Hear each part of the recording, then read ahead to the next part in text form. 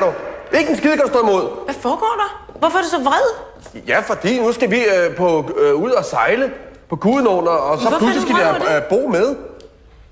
Skal I have Bo med? Nej, vi skal ikke have Bo med. Hvorfor skal I ikke have Bo med?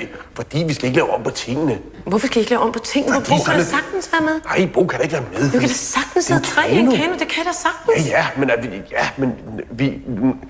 Hvad er problemet? Nej, lad mig lige høre, hvad er problemet i, at Bo skal med på den kanotur? Hvorfor er du så sur over det? Ja, Frank og mig har planlagt den her et halvt år. Ja, og hvad så? Det er da hyggeligt og dejligt for Bo at komme på kanotur med sin onkel. Hvad galt er der i det?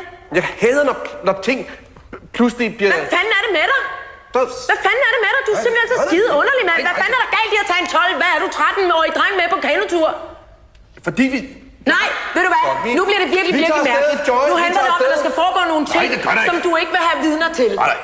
Og dig med for den sags skyld. Du skal fandme ikke stå der og spille heldig. Du skal ikke. Vi skal afsted, Joy, og jeg skal have min taske. Og hvor er min tasker henne så? I get it for you, Mr. Christen. Det er min jakke, ja. Yes. Tak for det. Ja. Har du din mobiltelefon med? Ja, selvfølgelig. Har du en oplader med også? Jeg har nok blevet med. Det er godt. Har det godt, skat? Ja, Lille mus. i lige måde. Hej, hej. And here's your boots. Tak for det.